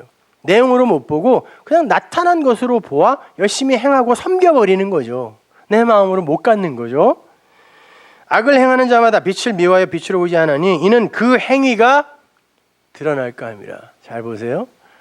지금 시중에 율법주의로 열심히 커가고 있는 교회에서 어떤 이들이 여기 왔어요. 지금 제가 여기서 그들에게 진리를 설명해 줍니다. 여러분, 사실은 그것이 바로 하나님을 기쁘게 해드리는 일이 아니라 그 진리를 알지 못하고 행하는 그 일이 오히려 여러분의 올무가 될 수도 있습니다 라고 이야기했을 때, 그러면 그동안 내가 한 일은 뭐야? 난 집 팔아서 헌금했고 매번 다섯 번씩 단기 선교 갔고 1년에 한 달씩 특별 새벽 기도를 5번씩 했는데 그럼 그건 뭐야? 뭐긴 뭐야? 아무것도 아니야. 그러니까 그 진리, 그 빛이 비춰지면 그들의 행위가 악으로 드러날까 봐 그리로 안 온다, 이런 말. 진리를 쫓는 자는 빛으로 오나니 진리를 쫓는 자는 당연히 빛으로 오죠. 왜? 이는 그 행위가 하나님 안에서 행한 것임을 나타내기 위해, 나는 아무것도 아니라는 걸 나타내기 위해 당연히 빛으로 오죠. 내가 유사 이래로 요한복음 3장 16절을 이렇게 설교하는 사람은 보질 못했어. 아니, 너무 명쾌하지 않아요, 여러분? 긴가민가 했잖아요, 그동안에. 자, 그렇게 이제 열을 하나로 가진 이들에게 있어서 우리가 지난주에 공부한 뭐 환난이나 공고나 핍박이나 적신이나 칼, 이건 다 율법이 우리에게 주는 거라 그랬죠. 율법. 그것이 어찌 우리를 하나님과 우리 사이에 구렁을 파는 일이 될 수 있겠느냐는 거예요. 성경이 어찌 그게 율법이 돼요? 하나님과 우리 사이에 구렁을 파는 일이 될 수 있다는 거예요. 나는 진리로 알아버렸는데. 마찬가지로 오늘은 뭡니까?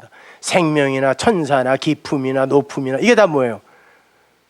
사도들이 혹은 주님이 그 진리를 설명하기 위해 동원한 것들 아니에요. 천사, 생명, 사망, 다나토스, 죽음, 높음, 깊음, 넓음, 이거 다, 그죠? 그건 아까 우리 봤잖아요.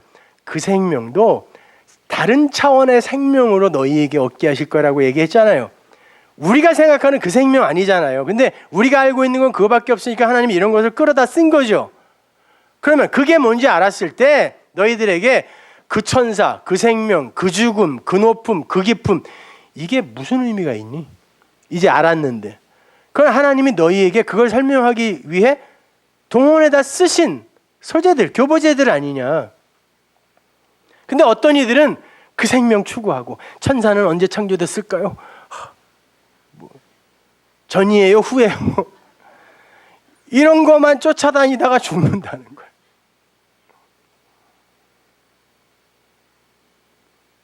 근데 그걸 진리로 아는 이들은 천사가 언제 창조됐으면 어때? 우리는 천사들을 다스리는 자들인데 그러면 돼요. 그게 뭔지 뭐 날개를 달고 있어도 되고 안 달고 있어도 돼. 팅커벨리어도 되고 닭날개 달고 있어도 상관없어요. 언제 만들어지시면 어때요? 그리고 사탄은 나에게 또 무슨 의미가 있어요? 내가 진리가 됐는데 내 안에 하나님 계신데 그 대적자가 나에게 뭘 할 수 있냐고. 만지지도 못하느니라 그래요. 그럼 나하고 아무 상관없네요. 그럼 여러분은 오늘 밤부터 두려워할 일이 없는 거예요. 보세요. 환난이나 적신이나 기근이나 뭐 핍박이나 칼이나 생명이나 기쁨이나 높음이나 뭐가 우리를 하나님의 사랑에서 끊을 수 있느냐? 하나를 가졌는데. 그런 말이에요. 좀 더 하고 싶지만 다음 주에 자세히 설명해 드릴게요. 더. 그 다음 주에 요 로마서 8장을 마치도록 하겠습니다. 기도하겠습니다. 하나님 은혜를 감사합니다. 아버지 하나님, 우리는 이렇게 상상할 수도 없는 복을 받은 이들입니다. 이제 생육하고 번성하고 그것을 완성으로 가진 충만에 이르게 하여 주옵소서. 예수님의 이름으로 기도합니다.